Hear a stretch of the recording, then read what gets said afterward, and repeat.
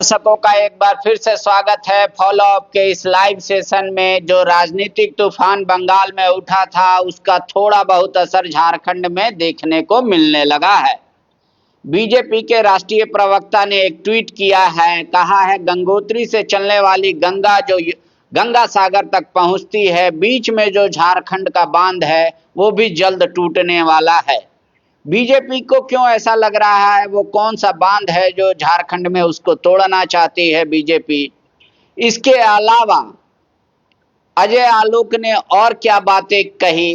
कांग्रेस का आधिकारिक जो झारखंड कांग्रेस का पेज है फेसबुक पर, उस पे उन्होंने एक पोस्ट किया है और लोगों से ये पूछा है कि क्या वाकई में आपके स्मार्ट मीटर की वजह से भी बिजली बिल अधिक आ रही है।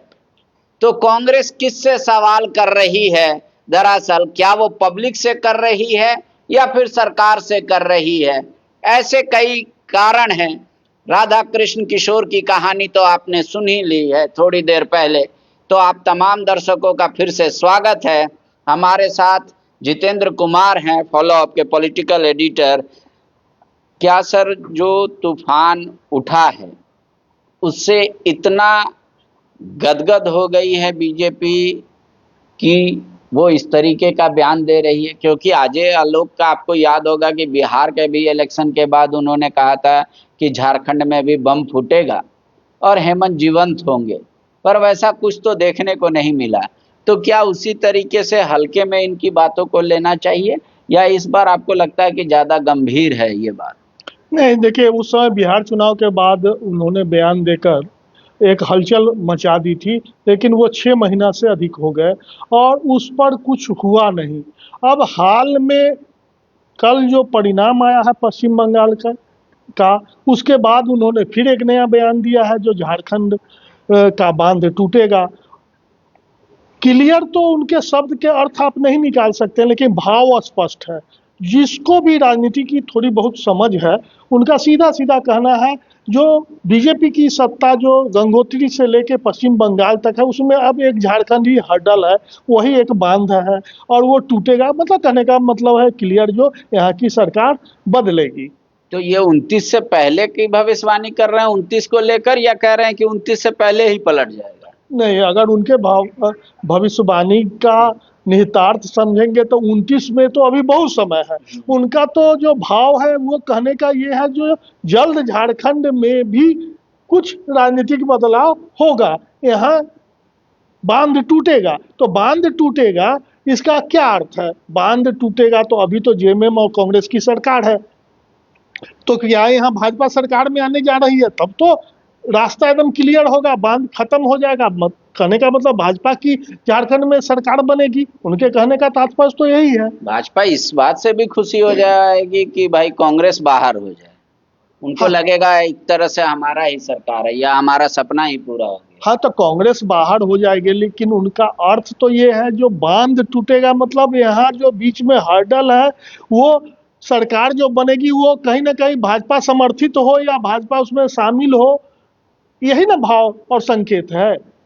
लेकिन मुख्यमंत्री जब जब दिल्ली जाते हैं वहां वो रुक जाते हैं तो तरह तरह की चर्चाएं शुरू हो जाती है। मुख्यमंत्री पिछले 2-3 दिनों से दिल्ली में हैं, तो क्या उसी के तौर पे देखना चाहिए? चूंकि मुख्यमंत्री राज्य के बाहर हैं तो जिसको समझ में आ रहा है अपनी प्रतिक्रिया उस तरीके से व्यक्त कर रहा है। नहीं, देखिए, मुख्यमंत्री जब भी दिल्ली जाते हैं और झारखंड बनने के बाद से यहाँ सरकारें हमेशा 6 महीना साल भर में गिरती भी रही पहले, जिससे लोगों के मन में एक विश्वास हो गया जो यहाँ कोई भी सरकार बहुत दिनों तक नहीं चलेगी।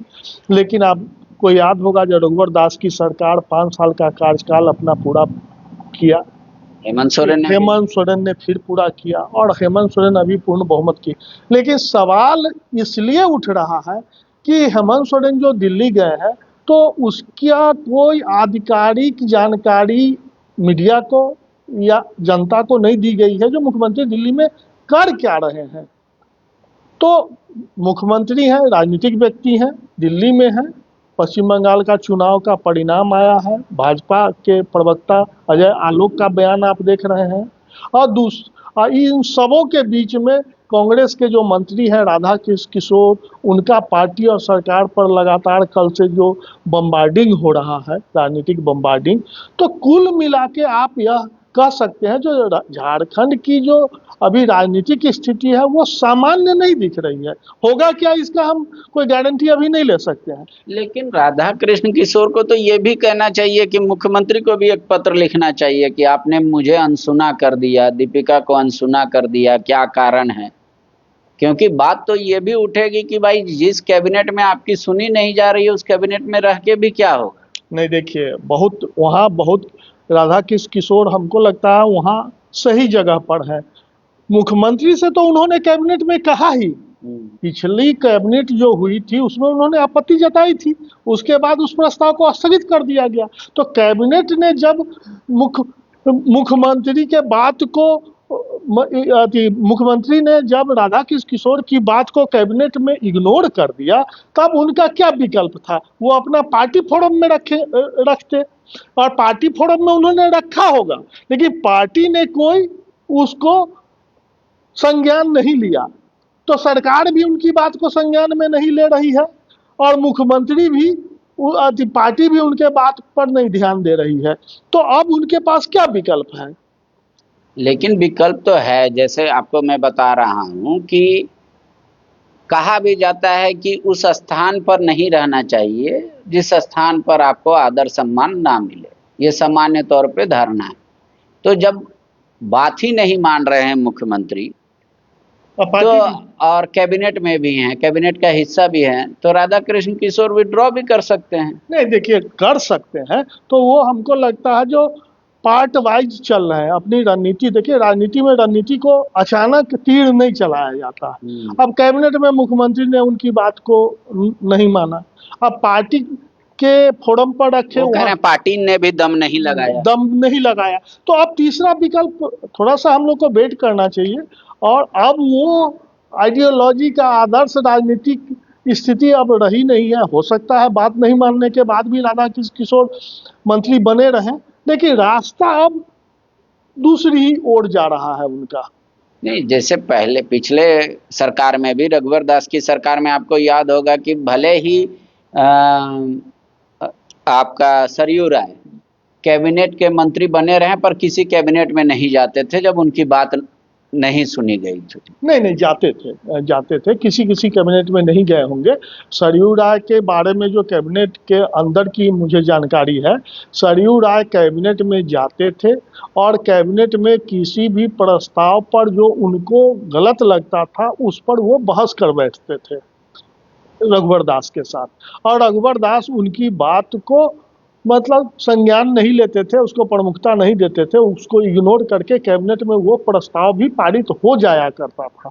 तो स्थिति ये थी, लेकिन अब उसके बाद भी वो मंत्री बने रहे, कहाँ मंत्री पद से उन्होंने त्याग कर। नहीं, उन्होंने ऑफर तो दिया था ही बीजेपी के जाके अमित शाह को, मोदी जी को, कि मैं इस्तीफा दे देता हूं। उनको तो कहा गया था कि आप बने रहिए, समस्या का समाधान हो जाए। हाँ, तो उसी तरह का अब यहाँ भी देखना होगा जो राधा किशोर के मामले में क्या होता है।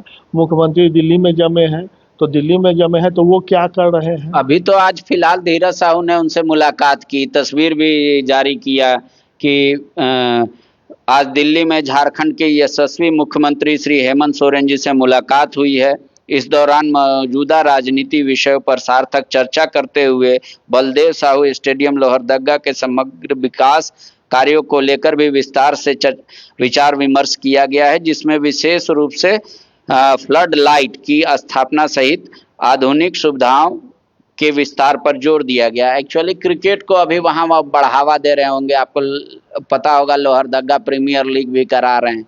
तो ये अपने आप को सीमित कर दिया कि राजनीति पे तो दो नेता बैठेंगे तो निश्चित तौर पे होगा, पर इन्होंने लोहरदगा स्टेडियम का मुद्दा उठाया कि भाई अब उसको फ्लड लाइट से भी आच्छादित कर दिया। देखिए, राजनीति की सामान्य परिभाषा है जो सार्वजनिक रूप से बोली जाती है और जो दिखाया जाता है वो सही मायने में होता नहीं है। पर धीरज साहू चूंकि अब मिले हैं, 1 महीना के अंदर राज्यसभा का चुनाव होना है और धीरज साहू हर चीज में सक्षम है, कांग्रेस के अच्छे नेता हैं, ऐसा कह सकते हैं। तो क्या इशारे से भी, उस नजर से भी इस मुलाकात को देखना चाहिए। बिल्कुल हम बोलेंगे ही, और इसलिए बोलेंगे, जो धीरज साहब वहाँ मिले सीएम से तो निश्चित रूप से राजनीतिक बात हुई होगी, लेकिन वो लोहरदगा के स्टेडियम की बात कर रहे हैं। उसी तरह हम भी कहेंगे कि जो वो मिल रहे हैं उसमें कहीं ना कहीं राज्यसभा का चुनाव का विषय भी जरूर होगा।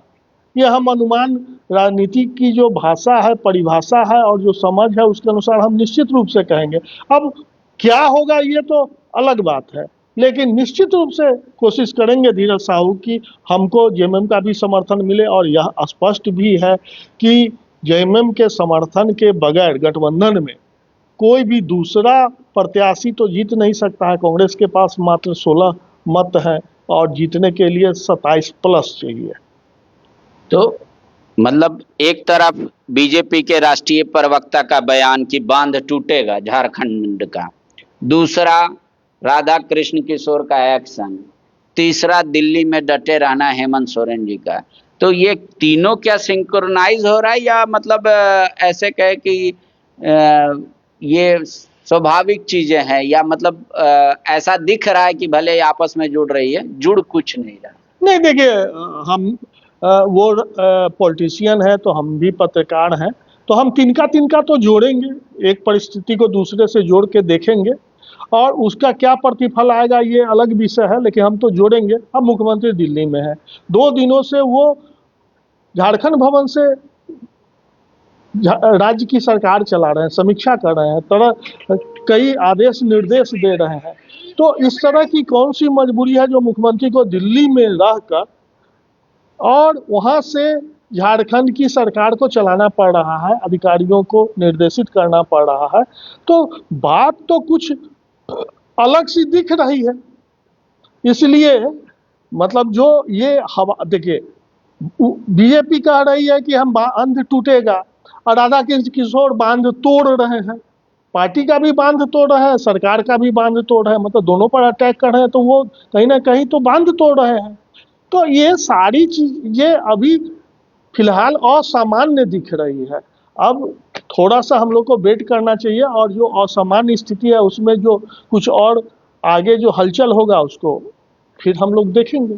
नहीं तो लेकिन तो कांग्रेस मरने से पहले भूत हो रही है, ये भी कहा जा सकता है। अभी जो अपुष्ट खबर है सूत्रों के हवाले से, पहले मुखबिरों के हवाले से, कि कांग्रेस के जो अभी पदाधिकारी बने उसमें से कई लोग अभी इस्तीफा देंगे। सिर्फ प्रशांत किशोर ने नहीं दिया इस्तीफा, 10-15 लोग हो सकता है इसी सप्ताह में इस्तीफा दे दें। हाँ, नाम भी आ रहा है, मतलब हम उसकी पुष्टि दावा नहीं कर सकते हैं, पुष्टि की बात तो नहीं है, दावा नहीं कर सकते हैं, क्योंकि कोई भी व्यक्ति मुकर जाएगा। लेकिन कांग्रेस के भीतर बहुत हलचल है, चर्चा है और कई नामों की चर्चा है, जैसे सुरेंद्र सिंह जो रांची के पूर्व जिलाध्यक्ष रहे हैं, उसी तरह से आनंद बिहारी दुबे जमशेदपुर के हैं, विजय खां जमशेदपुर के हैं, देबू चटर्जी सरायकेला के हैं।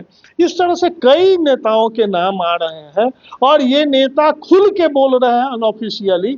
ये जो जंबो जेट कमेटी है प्रदेश कांग्रेस की, इससे कांग्रेस का भला नहीं होने जा रहा है और इस तरह का कमेटी बनाना निरर्थक है और हम लोग इस्तीफा देंगे। और ये लोग जो आप बता रहे हैं उसी को हम आगे बढ़ा रहे हैं, जो अगले 2-3 दिनों बाद रांची में जुटेंगे और कोई एक्शन लेंगे।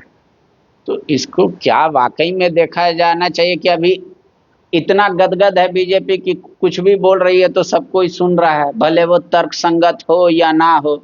या फिर आपको लग रहा है कि कांग्रेस इतना डर गई है कि उसके अंदर ही आपस में सरफोटवल शुरू हो गया है? क्योंकि इन दोनों के बयान से मुख्यमंत्री को तो कोई असर नहीं पड़ रहा है। मुख्यमंत्री आराम से हैं एकदम दिल्ली में, वहां से बैठ के राज्य का कामकाज भी देख रहे हैं। तो उन्हीं के फर्क पड़ने से तो कुछ फर्क पड़ेगा नहीं। देखिए, बीजेपी के बयान से, अजय आलोक के बयान से हम फिलहाल इतना ही कहेंगे कि अजय आलोक के बयान की परीक्षा भी है, क्योंकि बिहार चुनाव के बाद उन्होंने बम फोड़ने की बात कही थी, झारखंड में बम फूटा नहीं, खुश हो गया। अब बंगाल चुनाव के बाद फिर वो बांध तोड़ने की बात कह रहे हैं, कहीं बांध नहीं टूटे। इसी उसका तर्क उन्होंने दिया है, बाकायदा जेएमएम के उम्मीदवारों का लिस्ट आसाम का जारी किया है और कितना वोट लाए हैं और उसके लिए उनको थैंक यू कहा है, मतलब उन्होंने कहा है कि इनसे फायदा हो गया। नहीं नहीं, देखिए उसमें तो उन्होंने राजनीतिक भाषा का प्रयोग किया है और उन्होंने बांध तोड़ने के साथ ये कहा है कि जेएमएम यानी हेमंत के उम्मीदवार हैं, वो सूची दी है उन्होंने, और जिन्होंने असम में कांग्रेस की लंका में आग लगा दी, और ये बधाई के पात्र हैं। तो वो मतलब जेएमएम को पुचकार रहे हैं, बधाई दे रहे हैं, जो ये जो है कांग्रेस की लंका में आग आग लगा के आए हैं वहाँ असम में। लेकिन मेरा वो कहना है, लेकिन फिर बांध तोड़ने की जो बात कह रहे हैं वो हम उसका परीक्षण करेंगे ना, देखेंगे 2-4-10 दिनों में क्या होता है, नहीं होता है तो समझेंगे कि अजय आलोक का जो बयान है वो चलताऊ बयान है। आपको क्या लगता है, चूंकि आप एक लंबे समय से राजनीति को कवर कर रहे हैं, जिस तरीके से मुझे लग रहा है कि अभी कुछ भी बयान दे ले, कोई कुछ भी कर ले, पर राज्यसभा चुनाव के बाद ही कुछ हलचल देखने को मिलेगा। क्या आपको लगता है कि नहीं, वो समय लंबा है, उससे पहले ही कुछ हलचल देखने को मिल जाए? देखिए हम दो चीज देख रहे हैं। एक देख रहे हैं कि फिलहाल जो राजनीतिक झारखंड की स्थिति है वो असामान्य है, और जो आप राज्यसभा चुनाव की बात कर रहे हैं वो जिस दिन राज्यसभा का चुनाव की घोषणा होगी उसके बाद जो झारखंड की राजनीति में असामान्य स्थिति है वो क्लाइमेक्स पर पहुंचेगा, और उस क्लाइमेक्स में क्या होगा ये हम अभी कहने की स्थिति में नहीं है। हो सकता है सरकार जो बहुत अरसे से, लंबे समय से बोर्ड निगम का बंटवारा नहीं हुआ है, जिसको बार बार के राजू कह भी रहे हैं, राज्यसभा के पहले उससे खुश कर दे कांग्रेस को और कहे कि जाने दो जेएमएम के दोनों उम्मीदवार। संभव है, जब राजनीति में समझौता होता है तो इस तरह के एक्शन होते हैं, लेकिन हम इसको दूसरे रूप में देख रहे हैं।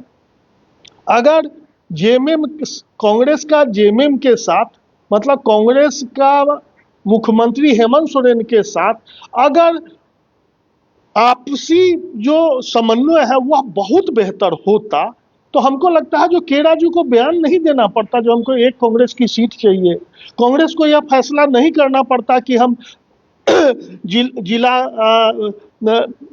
उपायुक्त कार्यालयों के समक्ष हम अवैध खनन के खिलाफ आंदोलन करेंगे, समन्वय समिति का गठन करने की मांग करेंगे। अगर समन्वय, जब हमारे आपके बीच में आपसी समन्वय बेहतर है तो हम घर में बैठ के, चाय पर बैठ के ना किसी चीज का समाधान कर लेंगे। तो वहाँ दिख रहा है जो कांग्रेस और जेएमएम के बीच का जो संबंध है उसमें भी तल्खी है। तल्खी तो बहुत लंबे समय से देखा जा रहा है, कई कैमरे के सामने बोल दे रहे हैं, कई चीज नहीं बोल रहे हैं। आपको याद होगा कुछ दिन पहले जो कांग्रेस के पूर्व प्रदेश अध्यक्ष थे प्रदीप बलमुचू ने, उन्होंने बकायदा मीडिया में कहा कि पता ही नहीं चल रहा है कि हमारी भी सरकार है, हम भी सरकार में हैं, कार्यकर्ताओं का कोई सुन नहीं रहा है, तो अब हमारे पास क्या विकल्प बच रहा है, हम तो सड़क पे ही उतरेंगे ना। तो अगर वो उस तरीके से कहा जा रहा है तो ये समन्वय तो नहीं अच्छा चल रहा है। पर लड़ाई भी दो तरह का होता है, क्योंकि पत्नी और पति में भी जब मुंह फुलव्वल होता है तो एक ही बिस्तर पे रहते हैं लेकिन दोनों अलग अलग मुंह घुमा के रहते हैं। तो क्या उसको इसी स्तर से देखा जाना चाहिए कि बस थोड़ा सा कुछ मुंह फुलव्वल हो रहा है, बाद में सब चीज ठीक हो जाएगा, या फिर आपको लग रहा है कि नहीं, अब मामला बहुत आगे बढ़ गया है, अब समझौता नहीं हो पाएगा? नहीं, मुंह फुलव्वल से हम देख रहे हैं कि उससे बात थोड़ी सी आगे बढ़ी हुई है, और समझौता तो नहीं, क्या डाइवोर्स तक बात चला गया है? नहीं, अभी कहना जो डाइवोर्स तक बात चली गई है ये तो अभी नहीं कह सकते हैं। उसके लिए तो फिर हम वही बात दोहराएंगे जो राज्यसभा के चुनाव की प्रतीक्षा करना चाहिए हम लोग को। राज्यसभा चुनाव में दूध का दूध और पानी का पानी होगा ही होगा। मुख्यमंत्री के आने की सूचना थी कि आज आ सकते हैं संभवतः, अब हो रहा है कि अब कल आ सकते हैं। तो क्या वाकई में राज्य के तो ऐसे कई विषय होते हैं जो दिल्ली में उनका हल करना हो, चाहे कोर्ट का मसला हो या अपने सहयोगी दलों का से बात करना हो, इसके अलावा क्या मुख्यमंत्री भी एक तरीके का ये सोच समझकर कदम उठाया कि दिल्ली में रहेंगे, कम से कम देख तो ले कौन क्या सोचता है, कौन क्या बोलता है, इस वजह से भी अभी दिल्ली में है कि जिसका बयान आना है आ जाओ क्षण के ऊपर? नहीं, ऐसा थोड़े है बाबा। कि अगर जिनको बयान देना है, मुख्यमंत्री यहाँ अगर रांची में भी रहेंगे तो वो बयान देगा ही देगा, और दिल्ली में भी मुख्यमंत्री हैं और यहाँ बयान दे रहा है, तो वही बात है। सोशल मीडिया आदि इलेक्ट्रॉनिक्स का ज़माना है, सोशल मीडिया का ज़माना है। 1 मिनट के अंदर किसी के बयान की जानकारी मुख्यमंत्री को दिल्ली में रहते हुए भी मिलेगी। अब मुख्यमंत्री दिल्ली में हैं तो केंद्र सरकार के कई मंत्रियों से मिलना, कई मुद्दों पर बात करना, हो सकता है जो वो ये कर रहे हों, लेकिन जब मुख्यमंत्री ऐसा दिल्ली में रहकर करते हैं तो उसके बाज़ाब्ता एक विज्ञप्ति जारी होती है, फोटो जारी होता है, जो मुख्यमंत्री आज दिल्ली में अमुक मंत्री से मिले, राज्य के इन मुद्दों को रखा, इन मुद्दों पर मांग की, विकास के इस प्रोजेक्ट को अप्रूव करने की केंद्र सरकार से आग्रह किया। तो इस तरह का कोई न्यूज नहीं आ रहा है। इससे लगता है जो मुख्यमंत्री दिल्ली में रहकर निश्चित रूप से अब किन नेताओं से मिल रहे हैं ये तो अभी क्लियर नहीं हो पा रहा है। अभी तो मान लीजिए बीजेपी के जितने बड़े नेता हैं वो इतने उत्साहित हैं बंगाल और असम और पौंडीचेरी को लेके कि वो शायद समय भी ना दे मुख्यमंत्री को। नहीं, जब देखिए अगर मुख्यमंत्री दिल्ली गए हैं तो निश्चित रूप से एक दौर की पहले बातचीत उनकी हुई होगी जिन नेताओं से उनको मिलना है। क्या कि मुख्यमंत्री किसी से समय लिए बगैर और चला जाना, हम आप थोड़े हैं जो चले गए मुख्यमंत्री के कार्यालय के बाहर खड़े हैं जो मिलने का समय दे दीजिए, मिलने का समय दे दीजिए। तो वो उनको जिनसे भी मिलना होगा तो एक दौर की बातचीत जरूर किए होंगे कि हम दिल्ली आ रहे हैं, आपसे मिलना चाहते हैं। तो उस हिंट के बाद ही मुख्यमंत्री दिल्ली गए हैं और जिनसे उनको मिलना होगा, जिस तरह की बातें राजनीति करनी होगी वो कर रहे हैं। शुक्रिया। तो फिलहाल तूफान का छिटपुट असर देखने को मिल रहा है, बूंदाबांदी शुरू हो गई है झारखंड में भी, लेकिन क्या व्यापक रूप से वर्षा भी होगी ये कहना फिलहाल मुश्किल है। इसके लिए थोड़ा सा कह रहे जितेंद्र जी कि आप इंतजार कर लीजिए, हो सकता है कि जून में ये बारिश देखने को मिल सके। लेकिन फिलहाल जो छिटपुट बारिश भी हो रही है उससे यातायात तो बाधित हो ही गई है, यानी कम्युनिकेशन। हर कोई अपने हिसाब से इसकी व्याख्या कर रहा है। इस बीच बीजेपी के राष्ट्रीय प्रवक्ता का ये बयान, ये ट्वीट क्या वाकई में इशारा करता है ये तो फिलहाल पता नहीं, लेकिन उनके पूर्व के ट्वीटों का इतिहास देखें तो ऐसा नहीं लगता कि फिलहाल कुछ होने जा रहा है। आप लोग हमारे साथ बने रहे, इसके लिए बहुत बहुत शुक्रिया।